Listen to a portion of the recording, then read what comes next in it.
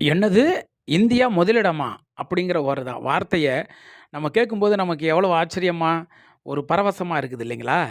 அதாவது சில சாதனைகளை நிகழ்த்தும் பொழுது, சில அரிய விஷயங்கள் நம்ம நாட்டுல, உலகத்திலேயே முதலிடமா கிடைக்கும் பொழுது, நமக்கு ஒரு சந்தோஷம் வரத்தானே செய்யும்.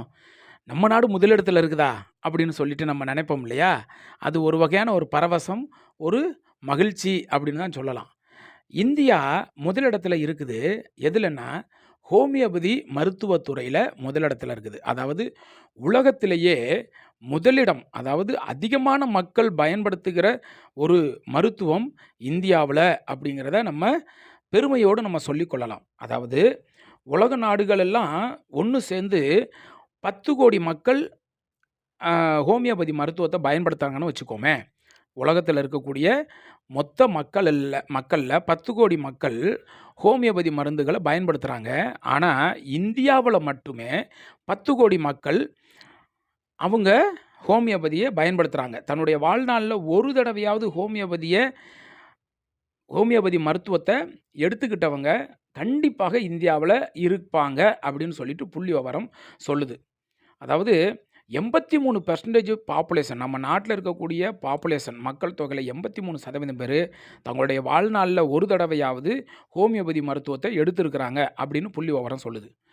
10,00,00,000 மக்கள் ஹோமியோபதிய தொடர்ச்சியா அவங்களுடைய மருத்துவ அந்த பயன்பாட்டுல வச்சிருக்கிறாங்க 10,00,00,000 மக்கள். 2,00,000 டாக்டர்ஸ் பதிவு பெற்ற மருத்துவர்கள் 2,00,000 பேரு இருக்கிறாங்க. 2,00,000 பேரு அரசாங்கத்தால பதிவு பெற்ற ஹோமியோபதி மருத்துவர்கள் இருக்கிறாங்க. ஒவ்வொரு வருஷமுமே 12,000 புதிய மருத்துவர்கள் ரெஜிஸ்ட்ரேஷன் ஆகி ஹோமியோபதியில வந்துகிட்டு இருக்கிறாங்க. பொதுவாவே இங்க இந்தியாவுல மருத்துவத்துக்காக அரசாங்கம் சப்போர்ட் நெறைய பண்றாங்க. ஆயுர்வேதத்துக்கு அப்புறமாக மாடர்ன் மெடிசின் எடுத்துக்கிட்டாச்சுன்னா, ஆயுர்வேதத்துக்கு அப்புறமாக ஹோமியோபதிக்கு அரசாங்கம் நெறைய சப்போர்ட் பண்ணுது. அதனால தான் நம்முடைய ஒவ்வொரு பதிவுகள்லையும் சொல்லுவோம். ஹோமியோபதி மருத்துவக் கல்லூரிகள் அல்லது அரசாங்க மருத்துவமனைகள்ல ஹோமியோபதி மருந்துகள் இலவசமா கிடைக்குது. போய் வாங்கிக்கிடுங்க அப்படின்னு சொல்லிட்டு நம்ம சொல்றது அதனால தான். அரசாங்கம் நல்லா சப்போர்ட் பண்ணுது இந்த விஷயத்துல.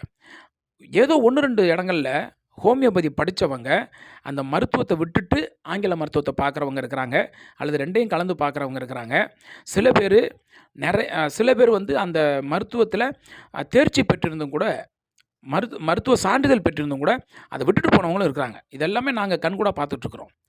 இந்த நாள்ல நம்ம பெருமைப்பட வேண்டிய விஷயம், நான் ஹோமியோபதி பயன்படுத்துறேன். இந்தியா ஹோமியோபதி பயன்படுத்துறதுல முதலிடமா இருக்கிறது.